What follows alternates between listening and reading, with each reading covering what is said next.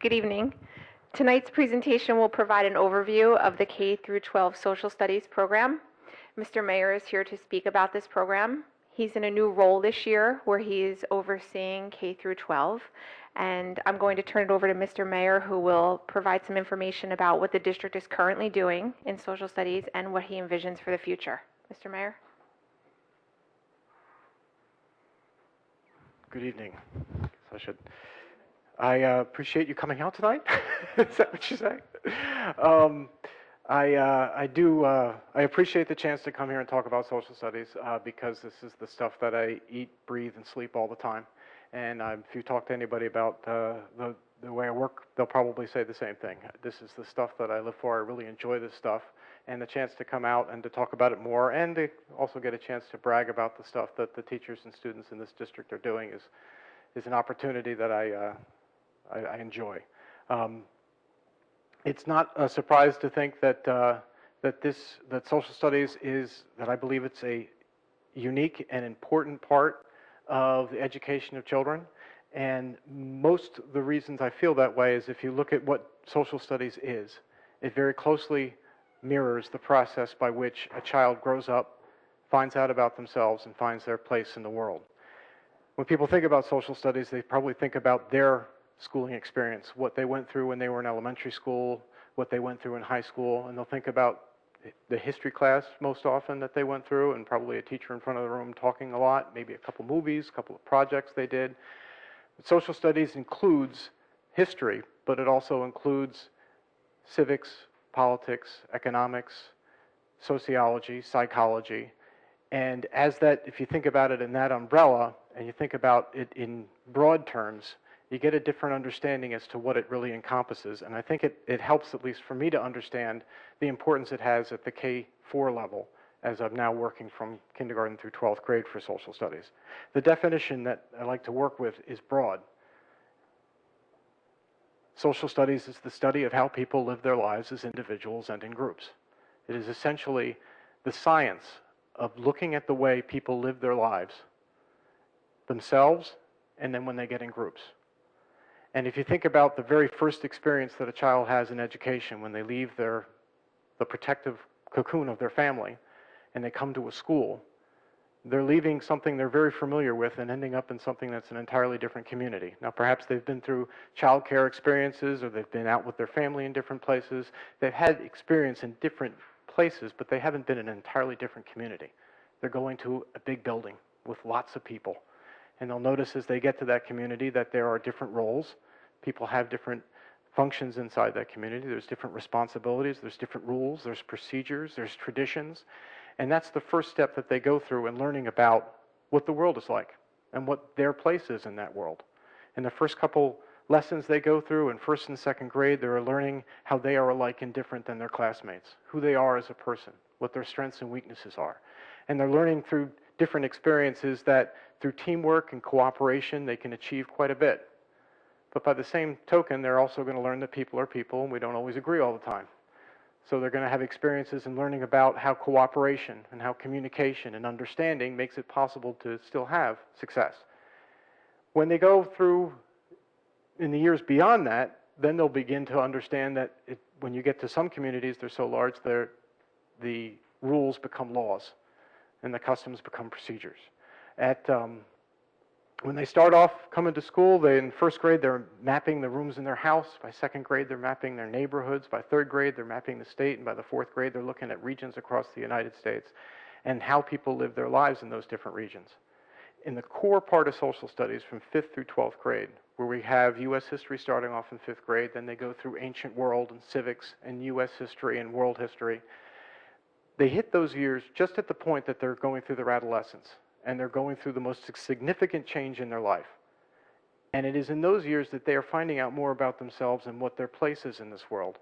And social studies gives them the chance to see how other people are answering those same fundamental questions in different places around the world, entirely different contexts, and across different times. And that's the thing that makes social studies entirely different than any other thing that we teach. In a way, social studies covers the application of every other thing that we teach. I heard a story last week about radio waves that were tracked sort of on the edge of the universe. We were able to pick up radio waves from 900 million light years away.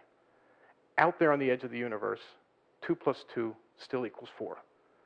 The rules of science, the knowledge of science exist out there, but they don't necessarily mean anything to our lives.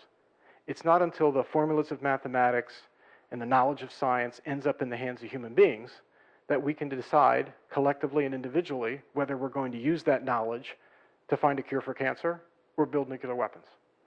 So that's a pretty broad, high-reaching way to think about social studies, but I think it's the place to start to understand how important it is and how it mirrors the process through which children grow up and learn about themselves and find their place in the world. On a very much more prosaic level, this is what the standards are for social studies, the New Jersey Core Curriculum Content Standards. And social studies, because it involves cultural transmission as well, it involves the way in which one generation hands off to the next generation the understanding of the culture of this country, the political structure of this country, and the values of this country. So for that reason, when you go to different states and look at the way in which their content standards in social studies are developed, you'll see that that is where there's a great deal of struggle as to what shows up there in the furtherance of different groups trying to have their own little piece of the pie. For social studies in New Jersey, there are 3 main standards that are US, world history, and then active citizenship in the 21st century. Big, broad statements, big collections of standards. And they have them benchmarked at 4th, 8th, and 12th grade. So that gives individual districts the freedom to look at the standards and figure out exactly where they'll fit within the K to 4 sequence, where they fit within 4 to 8, and where they fit between 8 and 12. There are content statements in the standards that are fairly broad, and I put it as an example here, something from the 6.1 US history. All it says content-wise for the Civil War and Reconstruction is that the Civil War was caused by ideological, economic, and political differences about the future course of the nation. That gives us a pretty broad window to craft learning experiences that can address that content statement and also address a bunch of other needs that we can define in terms of critical thinking, in terms of source analysis, in terms of reasoning or writing skills or presentation skills, because that content statement is broad enough for us to use. However, the devil is in the details, and underneath each content statement or within each content statement are something that the state calls cumulative progress indicators. And these cumulative progress indicators have serial numbers attached to them, and it is there where you find details of names. And just as an example here, analyze the ways in which prevailing attitudes, socioeconomic factors, and government actions, the Fugitive Slave Act, the Dred Scott decision, in the North and South, secession led to the Civil War. It's at that place that you end up coming across individual laws and individual names and individual decisions made by the state in terms of what lands in that CPI. I was lucky enough to work in Trenton in 2009 when they were revised in 2009. They've since been revised in 2014. But at that time, the first meeting with about 10 or so representatives from around the state, different social studies supervisors, teachers, there's a few elementary principals.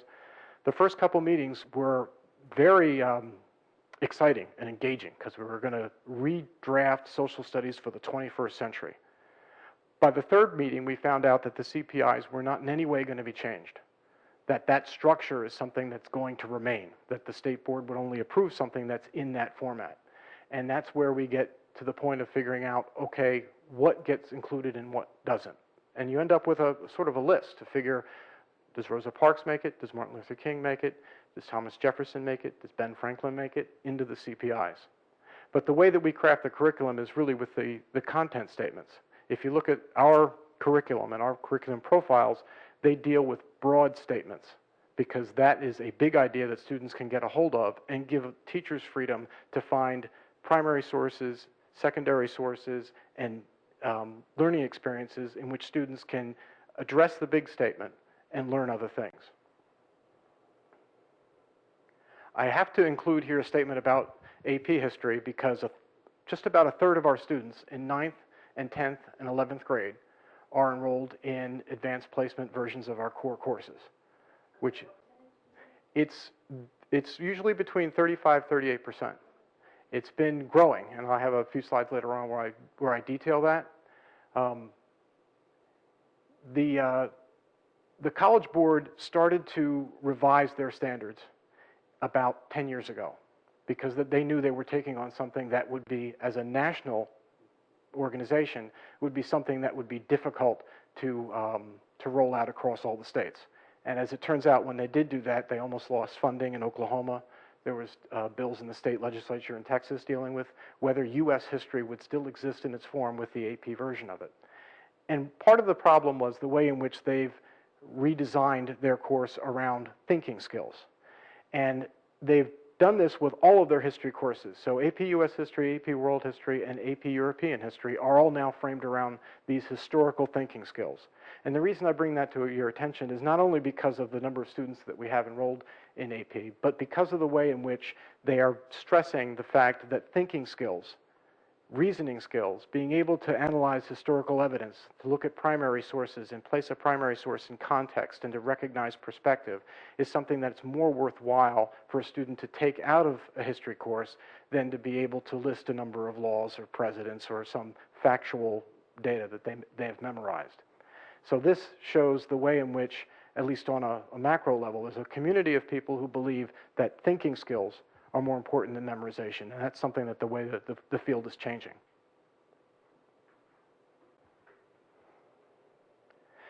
The last piece I want to talk about in terms of standards is something that we're stressing across the board, which is a skill set that we can give to students as sort of a habits of mind that they can take with them beyond the school. And it is critical thinking. Now, critical thinking is one of those terms like democracy. You'll find it everywhere and have to figure out what that actually means. Critical thinking is probably in every curricula across the country, but what exactly does it mean? For us, we're taking a definition that's from the Foundation for Critical Thinking, very basic, and it's metacognitive. Critical thinking is thinking about your thinking while you're doing it in order to improve it. And what we're working on is coming up with ways in which we can explicitly teach a process of thinking. For example, the process of using generalizations. That'll show up in a lesson plan in which we will tell students what generalizations are. And we'll talk about it, what generalizations work, why we have them, and what purpose they serve. What makes a good generalization that serves a purpose, and what makes a generalization that doesn't necessarily serve your purpose. And then we can immerse them in content. For instance, in a US history lesson, we can present them with a bunch of data points about the 1920s. We can have facts about Babe Ruth and Charles Lindbergh. We could have things about the Ku Klux Klan, the runaway stock market, Sacco and Vanzetti. We can have stuff in there about the Scopes monkey trial. Present students with about 15 or 20 pieces of evidence, data points, short little bullet points like that, and ask them to make a generalization. And then we will take that data, that result, and talk about which generalizations are more accurate than others, which serve a purpose and which don't. So you're taking an explicit thinking process and teaching it to students still using the content. What the Foundation for Critical Thinking has done with the process of thinking is done this for us by taking out individual processes of thinking. And I want to draw your attention first to the center, to the elements of thinking. Any type of thinking that a student is engaged in will include these elements. What is the purpose for which they're thinking? What's the question they're trying to answer? What's the information that they're dealing with? What's the inferences that they're making? What's the concepts involved with that thinking that they're applying? And each of those elements are tested against the standards. That any time that you're doing thinking, any time that you're trying to reach a conclusion, any time that you're engaging any of those 8 elements of thinking, you're going to apply the standards. If you're dealing with information to answer a question, how clear is it? How accurate is it? How relevant is it? And associated with each of those standards are about 3 or 4 different questions that we have in a poster up in most of the classrooms. So that will be used as a constant process to say, you've reached a conclusion. How did you get to that conclusion? What evidence did you base it on? Have you tested it against other conclusions? And to make critical thinking almost a habit of mind. What I'd like to do now is walk through kindergarten through 12th grade, talk about each of the goals for each grade, and what is the way in which critical thinking and the historical content is engaged. Yeah, absolutely. Yeah. What I'd be interested in hearing about is how, as you go through this, if Yeah. you know, per section, I'd be interested in hearing how current events are incorporated into the curriculum so that they're, you know, with the critical thinking, how, what's happening today Yes. and what they're learning, just so that I get a sense of how alive the information is. Yes. In some classes, in some grades, you couldn't keep it out if you tried. And in others, the teacher has to decide which the way they're going to introduce it, how they'll engage it. Really, it's sort of like an isosceles triangle. And you would see that in terms of cultural events, you'd have it in 3rd and 4th grade. But as we go through this, I'll be able to give examples of where it shows up at 5th. And once you get to 6th and 7th grade, it becomes something that's happens much more often. And it ties in closely with the type of class and what you're doing with it. So for kindergarten through 4th grade, each of the units in those grades are organized in the same way. There's 3 basic units that have broad overarching questions that deal with developmentally appropriate questions for students at that age. Who am I and how did I get here? What has changed and how does it happen? And what is fair and who makes the rules? And they engage those questions in 3 different contexts. Themselves, their place, which is their family and their school, and their world. So as they go through each grade, they'll answer those questions within those contexts. And I have some examples of some of these. These pictures don't show too clearly, but this is some stuff from 1st grade. And with 1st grade, you're just dealing with the most basic process of coming into school and being part of a class and being part of a community. And we go through the individuals in that community and who helps us. So you bring down the school nurse, talks to students about what role that the school nurse has, the principal as well. The way we have the developmentally appropriate, I think, critical thinking at that level is to think what other community helpers are there that you might not think of right away. And that's where we get to, like, the service dog. There's someone that there's an animal that provides help to the community, and that is a member of the community. And that really spawned from conversations with kids about their home, as they were thinking, okay, if you think of your family as a community, do you have a dog? What does the dog do for you? What does the dog give you as you come home? And that sort of creation of an idea of cooperation and everyone joining in. Here's 2 examples from stuff in 2nd grade. And this shows the way in which we're beginning to expand that concept. On the left, there's an example of an exercise that's done in several different ways that talks about different levels of people in groups. So it would start with the individual, and then with the family, the street, the city, the country, and then the continent, and then the planet. So in doing that, you'll go through each of those levels and give a student an understanding of what those levels are, how decisions are reached in those areas, and we'll talk about the way in which decisions get much more difficult to make the larger groups that you go to. On the right, there's an example of it's a local exercise, but students are beginning to write sort of the first full sentences. They're starting to draw, to communicate. And this is a flip book on the 5 great reasons to live in Chatham. And each of those pages flip out, and the students has listed reasons why it's great to live in Chatham. At 2nd grade, they're starting something that they'll continue for the rest of social studies, which is providing evidence to prove a thesis. That's its most basic level, but they're starting to make that connection. One of the supporting products that we use throughout kindergarten through 5th grade is something called TCI, the Teachers Curriculum Institute.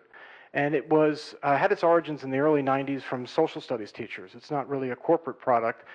It was created by social studies teachers for social studies teachers. At this point now, it's developed into a full curriculum that has an online component and textbooks that students are provided. And within the lessons, it has a common process, almost like a recipe book, of preview activities, visual discovery, problem-solving activity, processing, and then group response. It takes the students from first being introduced to an idea through the process of engaging it and experiencing it, and then processing what they've learned.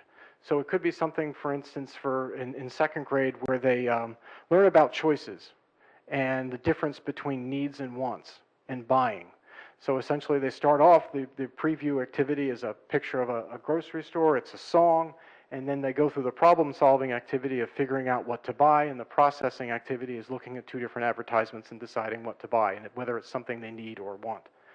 This is a third grade classroom early in the year when they're dealing with looking at the globe and understanding hemispheres and understanding where the continents are and where people live.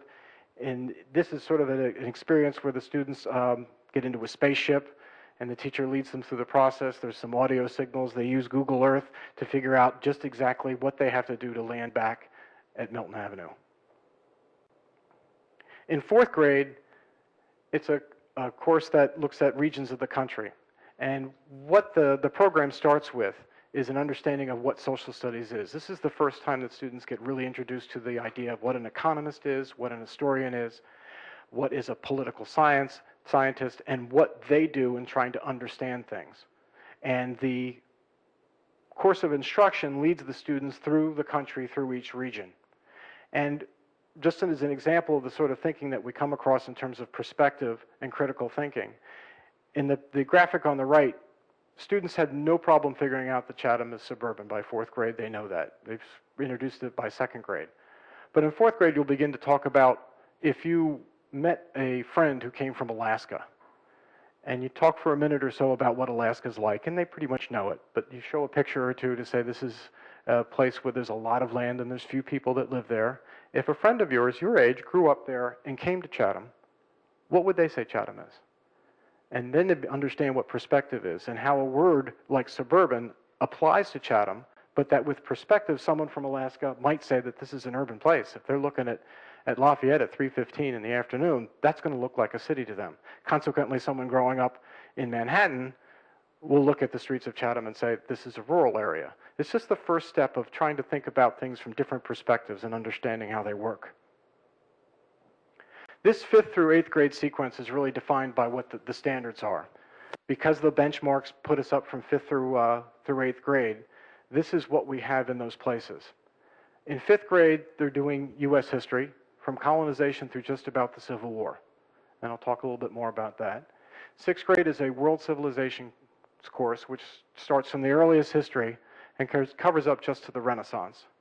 7th grade is a world cultures course and geography, and 8th grade is civics.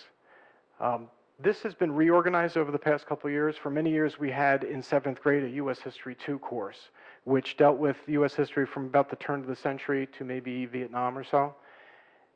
But that really went beyond the standards. So we decided to shift and put a world cultures and geography course in there, because that will allow us to do a lot more with exposing students to different countries around the world and give them a much more global outlook and still stay within the standards. In 5th grade, students start off with using the TCI program of looking at the earliest exploration and the colonization of North America. They do that through looking at a shipwreck of artifacts. And looking through the artifacts, they try to determine what was the motivation of the first explorers. And then they follow U.S. history through just about the Civil War. Some highlight lessons from there involve a extended debate on declaring independence or not. And the reason that TCI is effective is it takes what is a common project that you'd find in social studies probably anywhere across the country and say, let's get a bunch of kids together and have them debate whether there's going to be a revolution or not. What TCI does is it assigns individual roles. And together with our teachers, they've been able to figure out, okay, we'll put a team of students together. We're going to give one the responsibility of being a public relations agent. So they're going to work on the person that they represent. They'll pick 6 people, 3 Patriots and 3 Loyalists, and each one will have a public relations agent. Someone will play them as an actor. Someone will be an investigative reporter to come up with questions for the other side, and another will work on costume. And in these sort of debates, we have students stumbling across stuff that's a lot more sophisticated than they even realize. In this debate from this 5th grade class last year, a student representing Lord Dunmore was asked by a student who was representing Sam Adams, hey, why do we have to pay all these taxes? And Lord Dunmore, who was a Loyalist, he was the governor of Virginia, responded and said, if you just get rid of the British Empire, then you're going to have to pay Sam Adams taxes.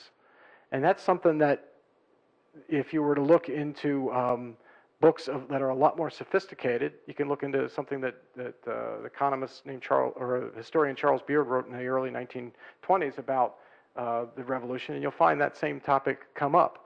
What happens if we get rid of the British Empire? How do we put together a government afterwards? How do we balance the needs of the many against the few?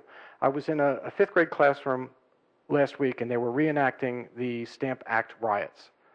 And this was the part of the revolution in which the colonists were using violence to sort of get their point across with tarring and feathering. And the teacher had a Barbie doll and had a cup of Elmer's glue and cotton balls, and the students went up and tarred and feathered the Barbie dolls, and they shouted out one of their phrases for no taxation without representation. Why isn't the king giving us our equal rights? And on one hand, you could say, okay, that's a nice little exercise, but what it ended up becoming was the chance to talk about something different, because we were able to ask the students, what if that person was not the tax collector, but the person who lives down your street who is not joining in our boycott of British goods? Would you still do this? Or do you want to create a country in which when people don't agree with the laws, this is what happens? And all of a sudden they were having a first time to have a pause and to have a little bit more of a sophisticated thought of thinking, well, this isn't just what it appears to be. It's a lot more complicated than that. And although we didn't get to any answers, you could see the wheels spinning as they were considering how difficult this was. This is just an example. I guess you can see it better on the other slides, but this is we had students were making Facebook pages for the Founding Fathers, which is something they know what a Facebook page is, but what it gives us a chance to do is say, you know, there's subtopics in there. They're going to find out who their friends are. They're going to have to come up with a tagline. They're going to have to come up with posts that that particular Founding Father would make. And all of a sudden they're immersed in the relationships between the Founding Fathers, the topics that they were debating, and what was important to them at the time. Sixth grade starts with the earliest man. Their first primary documents, believe it or not, are cave paintings. What can we learn from a cave painting about what these people did? And having that sort of approach deals with a way in which we can expose the idea of looking at evidence and drawing a conclusion from it. With ancient history, you have evidence that is so far removed from us. How do you know if the conclusions you're making based on it are valid or not? So as we have students engaging in that process, they're starting something that they'll continue later on to think, how do we know that this information that we have is valid? That course, if you look at the unit names there, you can see that it's organized thematically. The way I talk about these courses is all pretty much chronologic, but that's because we have to match the content statements, and that's the framework that we're in. We've tried to do thematic at U.S. History 2 at the high school a few years ago, and it's really difficult to morph between thematic, which is ways in which you can make students understand things, and then still pin it against a timeline so they can understand cause and effect. But with ancient civilizations, we found it possible to deal with governments and organization of society as one unit, to deal with belief systems and philosophy. A couple of other neat things that the teachers are doing at that level is introducing scaffolding with assignments. For instance, in the fall, students will be doing a project on ancient achievements. And that's driven by student interest. You could have some students who are looking at the invention of the wheel. They could be doing canals. They could be doing the Great Wall of China or the pyramids. They're picking something that they're interested in. And they're taking information and presenting that information. That's what they do in the fall. In the spring, they're doing a leadership essay, which has a little bit more responsibility because they're writing, but they now have gotten to the point of they know how to take information. Now the next step is doing something with that information, and they'll have to describe the impact of the leader. So we'll have students dealing with Genghis Khan or Cleopatra or Louis XIV and say what the impact of that teacher was. It's scaffolded. We've also had teachers be successful with introducing metacognitive elements into the way students work. A teacher polled students at the end of the achievements project and said, what went well for you? What didn't go well? Just give us some responses to what you would do, what you did well, what you didn't do well, and what would you do differently next time. And then took those results, and at doing the leadership essay 5 months later, put those quotes up on the board and talked about it with other students. Now, this is what you said back in the fall. What are you going to do now differently? And what that introduces to the whole work process is sort of almost a academic situational awareness. To take a step back from just going through the projects and doing everything that's on the checklist and think, how are you going to go about what you're doing? Think about what you did last time. Think about what you're doing now, and think about how you can do it better in the future. This course, in terms of current events, anytime something comes up in the news, teachers are trading back and forth the links for it and sharing it with students. Most often this is when we find discoveries. I'm trying to think of ones recently. There were a couple lists in the fall. When you see a story that shows up that they've discovered the remains of I think there recently was a cave in Russia perhaps, or something of that nature, they'll bring it to the students right away and say, okay, how does this change what you think? 7th grade World Cultures and Geography is the course that we put into 7th grade to replace the US2. That is a course that's set up by regions, and any middle school geography course is going to be set up that way. So we'll deal with Europe and Eurasia, we'll deal with the Middle East, we'll deal with North Africa, Latin America. What makes this course different is we've split every unit up into 2 chunks. In the first part of the unit, we'll deal with an introduction to this part of the world. A little bit of the history, a little bit of the physical geography, the economics, and the culture. The second half, we engage them in a project in which they explore the region in a different way. For Europe, we had a typical tourist agent type of project where they provided a tour for people, but we made it different by giving them specific situations. You have a family of 4 where father and the son are really into snowboarding. Mom was in dance when she was in high school, and she wants her daughter to be in dance, so they want to see ballets. What country would you go to? How would you satisfy those needs? You are citing a movie about King Arthur. You're going to need a castle. It's going to have to be near a town that can handle the crew. It's going to be near an airport. What do you need for that? You have a man who's going to bring his retired dad to the battlefields that he fought in World War II. What are the places you would go? What are the battlefields that are most important to see? And what's the way that you can go across Europe? These kids, when we got to the Middle East, they work for the military, trying to give cultural briefings to new soldiers going into the Middle East. So they research the Middle East, they look at what might need to be told those soldiers, and then they provided those sort of presentations. Last year when they got to Asia, they had to place either a cell phone factory, a clothing factory, and we even had luxury car dealerships, and gave them 8 different cities. Would you put it in Jakarta? Would you put it in Seoul? Would you put it in Osaka? What's the city that you would put a luxury car dealership in? And they would go out and search for things like median income, education. We even had a few looking at container ports to see which is the best place to put one of those factories. This is an example of one of those critical thinking lessons at 7th grade with World Cultures, and it has to deal with indigenous people. And students start off with a definition of indigenous people. Our people are native or originated to a particular region or country. Straightforward definition. But instead of just writing that in their notebook and memorizing it for a test, they're generating critical thinking questions about them. What do they want to learn about indigenous people? What does the definition make you think about? And then after that video, they make inferences based on what they've written before and what they've seen in the video. 8th grade civics, that course they're looking at the news all the time. So when it comes to current events, and I could say also, I should mention that those students in geography were talking about Syrian refugees last year. When we get to the Middle East and we deal with terrorism in the Middle East, it becomes a topic that we have to engage. And we take a great deal of care of thinking about the way in which we can help students understand the totality of that situation and the different perspectives, and in a way that is developmentally appropriate and academically genuine. With 8th grade civics, it is really based in a significant element of it is deciphering what's in the news. To see, when we hear a story in the media, what is the message from it? How can we check to see if it's true? Where does it come from? How do I put it up against other pieces of information that I'm hearing? It's a course that deals with the difference between power and authority in a general sense at the beginning. And as you see, as it goes through these units, it becomes something that's a lot more specific. When it gets to the federal government, it goes through each branch of government and looks at how it operates and the function it serves and the way in which people think and talk about it. This is a debate about the DREAM Act. It starts out, part of the first assignments in the year is debating immigration. And these students were debating the DREAM Act. And there was a statement made about unemployment statistics. And the other side said, well, where did you get that from?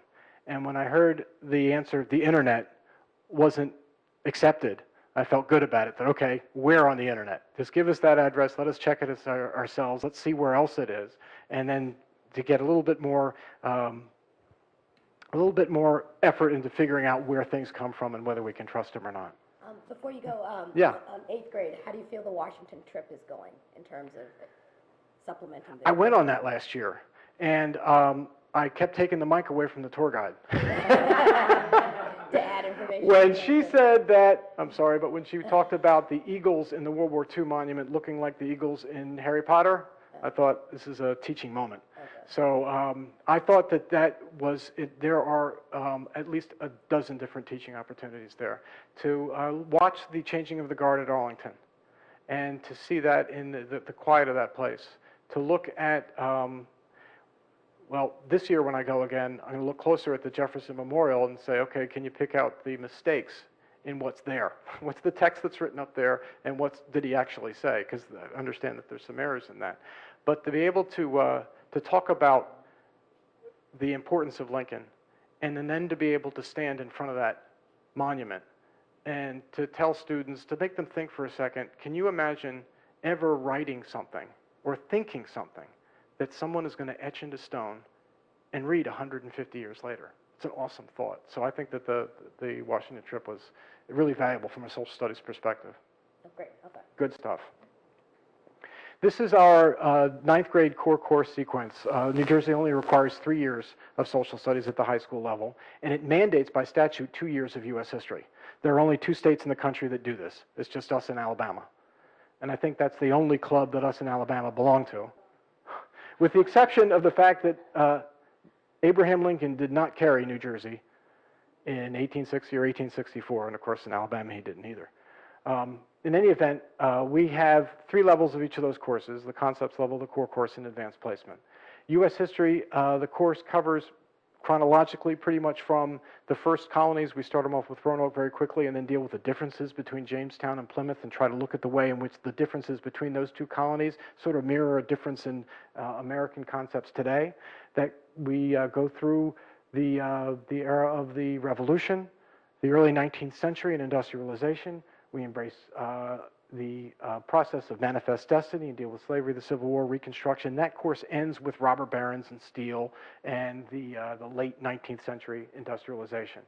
US 2 starts at that time period and covers up pretty much to the current day. We deal with start off with the Spanish-American War and deal with the industrialization and the way in which the relationship between people and the government changed through the Progressive Era in World War I. We deal with the Roaring '20s and the cultural exchanges of the '20s. Now we can take the Cold War from beginning to end. And also in that course, it ends with looking at from the 70s through the Morning in America 80s and looking at the way in which divisions in the country at that time mirror divisions in politics today. And that's another weaving in of current events. Can I just ask a question about the U.S. History 1 and 2? Sure. When you look at the breakdown, so the advanced placement, typically students who are in honors U.S. History 1 then go on to the advanced placement U.S. History 2 in 10th grade. Yes. So there's not necessarily an opportunity for 11th grader who might want to take that AP and did not do so in 10th grade to go back because they have to take that sequence. So it's really just those 10th grade students are taking that AP and that's it? That 10th grade student does have the opportunity to look at AP World History. No, but I'm but talking not- about that AP, yes. that U.S. History. That is just a 10th grade kind of offering for Yes. that group. Okay. Yeah, because they've met the graduation requirements for U.S. history at that point. It wouldn't preclude a student from taking the test.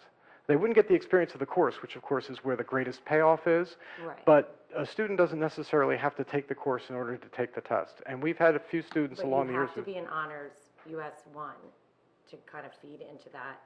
That's not true That's either. what I'm trying to No, clarify. no. If a student is in ninth grade U.S. History 1 and has demonstrated the success and they feel that they want to try to challenge themselves, they can go on. They absolutely can. It's rare, though. I mean, it's a small number of kids. Like, my son was one of those kids who was in regular U.S. History 1 and then was in AP 2, but he was only one of, like, 3 kids in his class that was not in honors. But the teachers were so good about, they're really good about catching the kids up. Okay, so now I was We're just not in honors. wondering It's actually, what it was percent. a great transition. Yeah. It's funny when you talk to the teachers, they'll say we don't have enough time, but they have 2 years. If they talk to a teacher from any other state, it's like you've got plenty of time because you have, if you're teaching in 47 other states, you have to free the slaves by Christmas, or you're not going to get to Gulf War I by May. The 11th grade course is World Studies, and if you looked at this sequence 6 years ago, World Studies was in 9th grade, and at that time it was a Western Civ course. We started kids with the Enlightenment and the French Revolution, and the only time we went to other parts of the world is when Europe or America invaded it. This course is really globalization. The way it works now is we start at the era of the age of exploration, and we have a much more global view of the world, and that we deal with the way in which the economy of China changed with silver mines in Bolivia. Look at relationships between religion and government in the Mughal Empire, the Ottoman Empire, and post-Reformation England.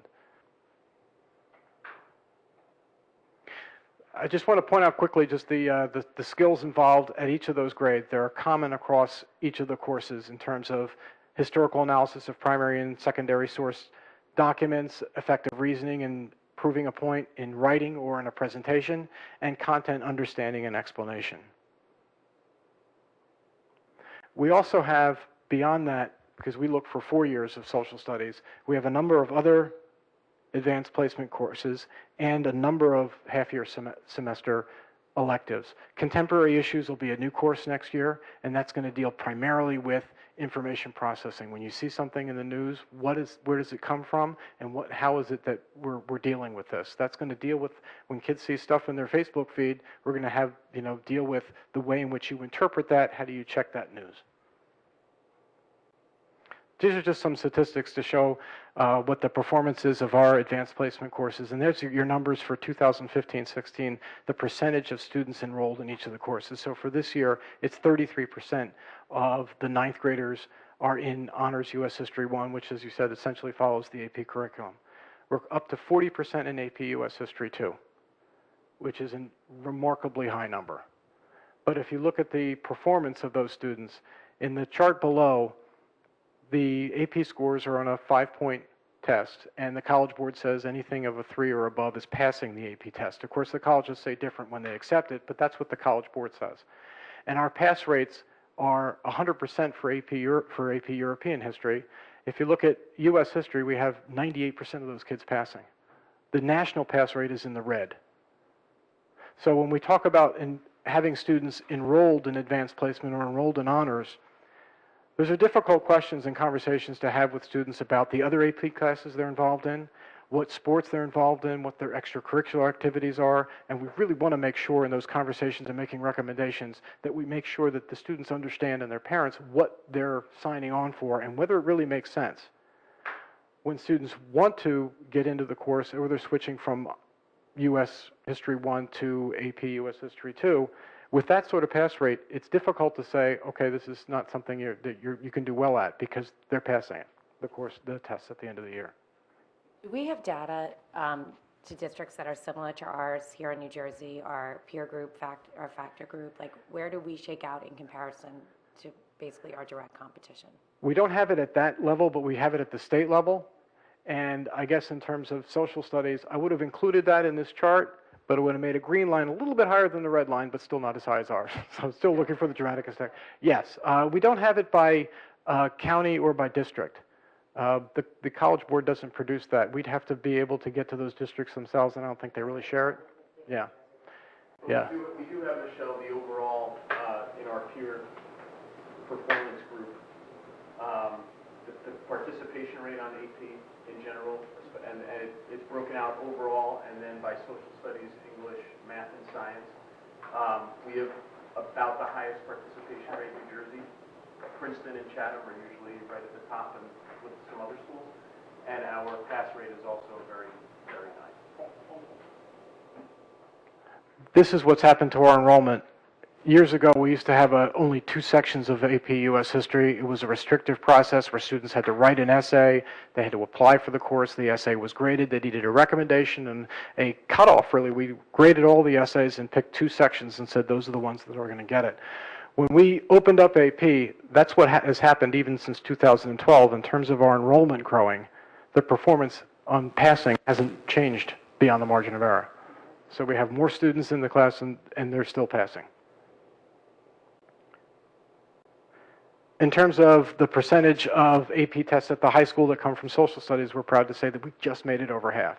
Mainly that's because we have so many courses. Our AP Economics course includes preparation for both the AP Micro Test and the AP Macro Test. So that adds more as well. And that this year we've got 4 sections of that. Last year we had 5 sections. We still have a healthy representation in that course. And this year also will be the first year of AP Art History, which has 28 students in it this year.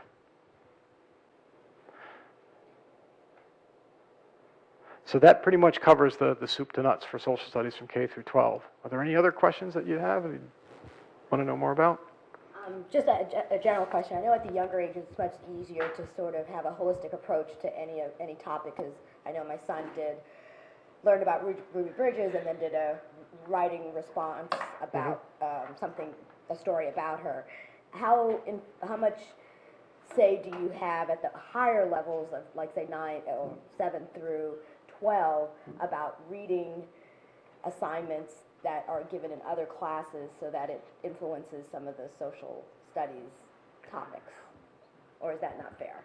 Well, we have, if I can understand you correctly, we do have stuff in order to, we still use at 6th grade, and there are tools at 5th grade where we have leveled readers and tools which will take something that is at a common text of reading and morph it down to lower reading levels in order that all students can get some experience with the information, and it'll gear towards their reading level. Well, no, I guess I was curious in terms of the other subject matters. Like cross-curricular stuff? Yeah, exactly. Like, are they reading a historical fiction about the Holocaust? Because, you know, they're just curious. Yes, it comes up with the, especially with the Holocaust course at the high school, and now with the cycle course in 8th grade, they'll touch upon common themes. The problem that we have with that is finding where the sequence matches in both places. And since they deal with different standards, we were in a sweet spot when we had US 1 at the same time they were doing the Transcendentalists in 9th grade English, but that doesn't happen as much. We're really, it's luck. Thank you. All right, thank you. Very informative.